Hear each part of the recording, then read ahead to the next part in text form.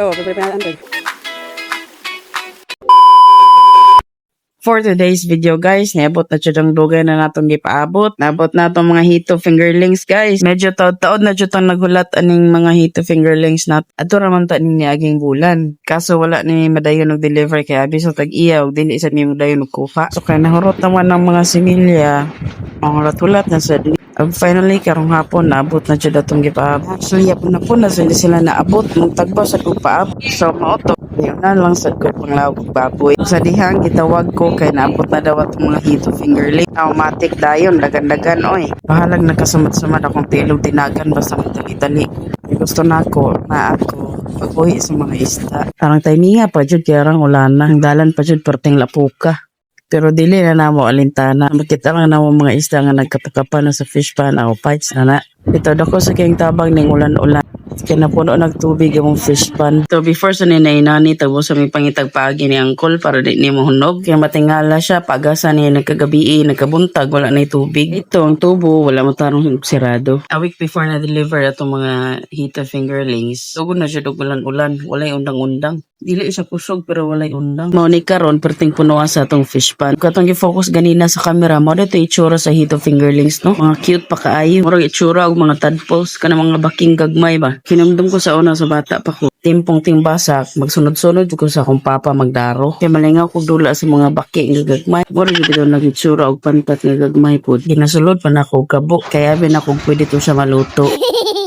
Ano nga time, gisigda na dahil putang mga isda. Wala pa siya gibuhian, iguro siya gipalutaw. Kaya para daw maana daw mga isda sa lang bagong lugar. Sige rin taon kung sunod-sunod ni Angkol, ugasa siya padulong. Mura magag na igno. Mura magkaroon pakakitag hito. Ito ko sunod-sunod ko ni Angkol, kaya ako itig-instruct og asa og dila iyang ibutang sa kada bangag. Kaya lain man ni kadakon ni atong fish pan. Lain sa kadaghanon og pila ibutang. Kaya kung imong pasubrahan, na posibilidad nga na mga matay. Tungod kay overcrowded na. Pakitoon sa tamo sa itsura sa mga fish pan karon. Mao siya daghan na kay tubig.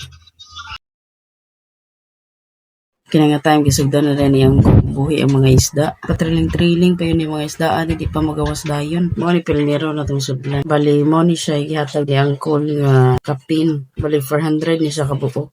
Murag gamay na kay tanaw no, pero daghan na kay ito. Nisugod na sila panggawas, kit tanawon, lami panakpon ba. Puan-puan kalagyan sa Ginoo, dool na kay kog pamingwitan. Pero ang problema, mukubit baka po ni sila. Kung karon gisugdan na sa dubuhi ni Angkol lang sa ikaduha nga fish pan. Obviously, mas dako ni siya kaysa sa una na itong gibutangan. Mao na siya kanang nasa babaw, kanang gamay. Mingpol magano siya sa una, ligoan agad sa mga bata. Kaya pambata naman siya mabawra ba. Kaya dugay-dugay naman yung wala gamita. So ato sila ni mong fish pan para pa datong mapuslan. Sugod ang panglangoy yung mga baki oh. Hito dito. Has kang katinaw sa tubig oh. Kita ka ng langoy-langoy yung mga hito.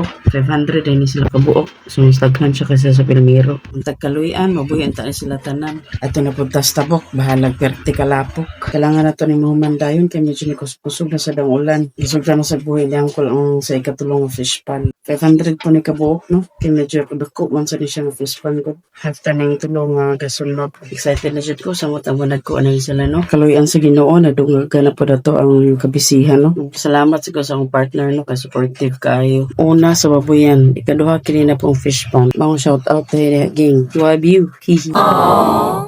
Samtang bata-bata pa tayo na hinay na dyan tagil. Mas kinunsa pa na nga negosyo, magamay badako, ang importante sa tarong nga pamaagi. Sa nga ni klase nga negosyo, need siya patience. Kay 3 to 4 months bago siya ma-harvest. May magparehag sili, nga muhalang dayon. Ang importante na, pabuton. So, hapit na dyan tamaman guys. Second to the last pan na ni siya nga gibutang. Kining duhang mga fish pan kining nagtapad. Ano siya yung mga pinakadako. So, ang gisulod ani, tag 1,000. Isuan dahil sa akong partner, ang tag-iya ng duha ka fish pan no, kining libutangan. Kaya hilig mo sa kayo itong hito. Pag ingon na mo sa iya nga mag-fish pan ni, matik dayon. Kining duha ka fish pan, siya ni Angkol. Nagpasalamat sa dahil ko sa mahoda ni akong partner, no?